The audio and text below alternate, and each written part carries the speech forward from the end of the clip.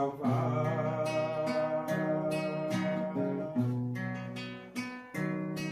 Seu filho morreu na cruz,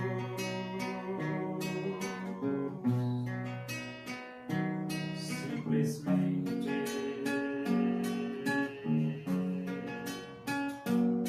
por te amar.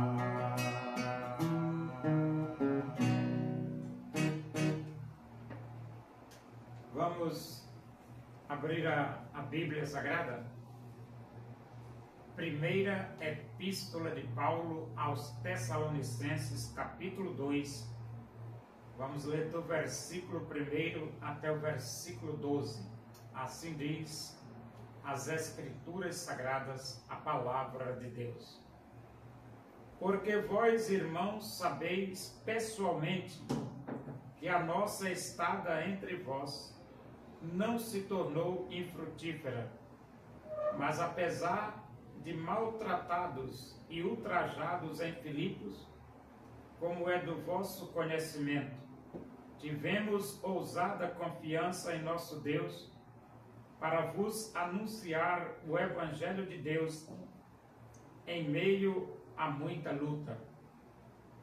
Pois a nossa exortação não procede de engano, nem de impureza, nem se baseia em dolo.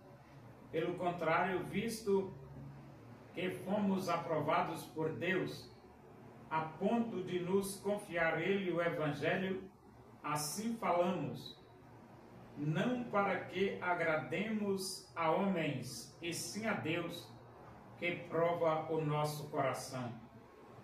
A verdade é que nunca usamos de linguagem de bajulação, como sabeis, nem de intuitos gananciosos. Deus disto é testemunha. Também jamais andamos buscando glória de homens, nem de vós, nem de outros. Embora pudéssemos, como enviados de Cristo, exigir de vós a nossa manutenção, todavia nos tornamos carinhosos entre vós, qual ama que acaricia os próprios filhos. Assim, querendo-vos muito, estávamos prontos a oferecer-vos não somente o Evangelho de Deus, mas igualmente a própria vida. Por isso que vos tornastes muito amados de nós, porque vos recordais, irmãos, do nosso labor e fadiga, e de como noite e dia, labutando para não vivermos à custa de nenhum de vós, vos proclamamos o Evangelho de Deus. Vós e Deus sois testemunhas do modo porque piedosa, justa e irrepreensivelmente procedemos em relação a vós outros que credes. E sabeis ainda de que maneira, como pai a seus filhos, a cada um de vós exortamos, consolamos e admoestamos para viverdes por modo digno de Deus, que vos chama para o seu reino e glória. O apóstolo Paulo, ele enfrentou momentos difíceis para poder pregar o Evangelho. Mas ele pregou a si mesmo, porque o Evangelho ele precisa ser pregado ou em momentos fáceis ou em momentos difíceis, não interessa. O Evangelho precisa ser pregado. E o apóstolo Paulo diz para os irmãos de Tessalônica, ele diz: vós, irmãos, sabeis pessoalmente que a nossa estada entre vós não se tornou infrutífera, ou seja, a presença de Paulo entre os irmãos de Tessalônica produziu frutos. Pessoas se converteram, pessoas foram transformadas, o Evangelho foi plantado no coração daquele povo, né? Mas apesar de maltratados e ultrajados em Filipos, como é do vosso conhecimento, tivemos ousada confiança em nosso Deus para vos anunciar o Evangelho de Deus em meio a muita luta. Então, veja aí as dificuldades, as lutas que o apóstolo Paulo enfrentou, mas ele pregou. Ele pregou o Evangelho. E resumindo, com luta ou sem luta, o Evangelho precisa ser pregado. E ele diz, pois a nossa exortação não procede de engano, nem de impureza, nem se baseia em dolo. Então, Paulo fala aqui que a pregação dele não é engano, não é impura e nem é dolosa. Pelo contrário, visto que fomos aprovados por Deus a ponto de nos confiarem o Evangelho, assim falamos, não para que agrademos a homens, e sim a Deus, que prova o nosso coração.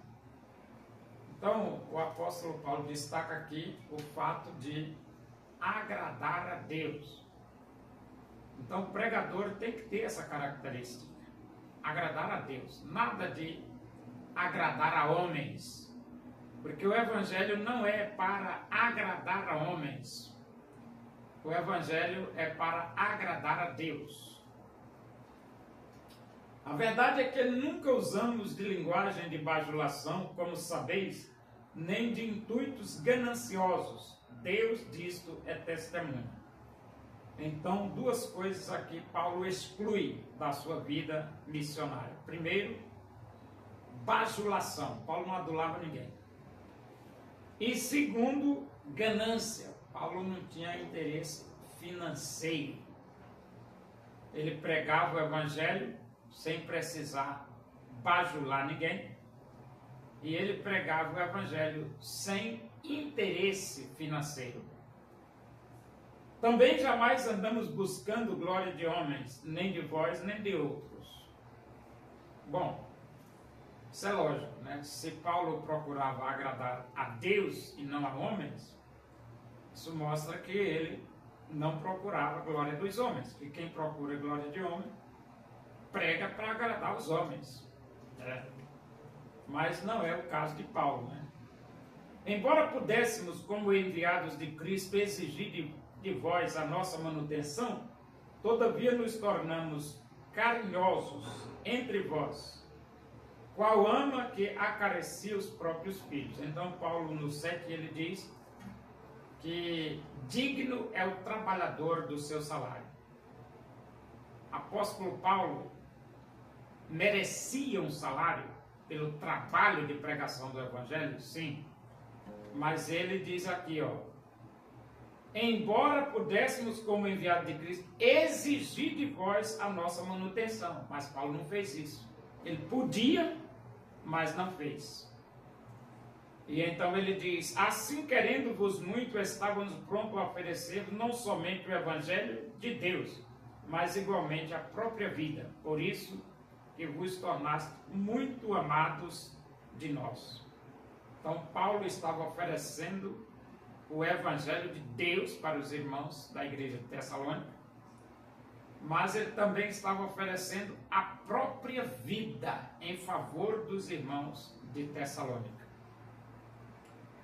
Por que vos recordais, irmãos, do nosso labor e fadiga, e de como noite e dia, labutando para não vivermos à custa de nenhum de vós, vos proclamamos o Evangelho de Deus. Então veja que Paulo trabalhava de noite e de dia para não ser pesado a ninguém. Ele mesmo supria as suas próprias necessidades através do seu trabalho. Vós e Deus sois testemunha do modo porque piedosa, justa e irrepreensivelmente procedemos em relação a vós outros que credes. Então Paulo viveu uma vida piedosa, uma vida justa e uma vida irrepreensível. E ele diz: e sabeis ainda de que maneira, como pai a seus filhos, e sabeis ainda de que maneira, como pai a seus filhos, a cada um de vós exortamos, consolamos e admoestamos, para viverdes por modo digno de Deus, que vos chama para o seu reino e glória. Então Paulo, ele trabalhou entre os irmãos de Tessalônica, como se ele fosse pai e os irmãos fossem filhos dele. E então Paulo exortou, consolou e admoestou os irmãos de Tessalônica, levando-os a viver por modo digno de Deus.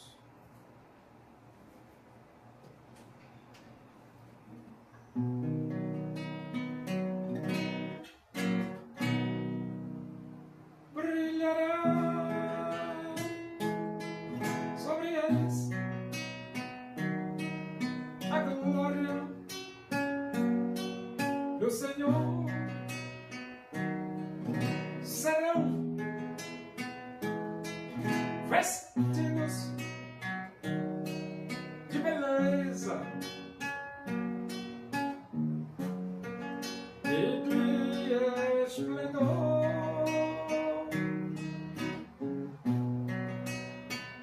Receberão um corpo glorioso, à semelhança do corpo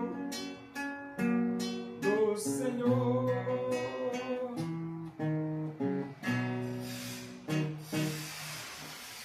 Oremos. Agradecemos a Deus por esse momento na tua presença aí, que o amor de Deus, a graça do nosso Senhor Jesus Cristo, a comunhão e a consolação do Espírito de Deus seja com todos nós aqui, com todo o teu povo em toda a face da terra, hoje e para sempre. Amém. Boa tarde, que Deus vos abençoe.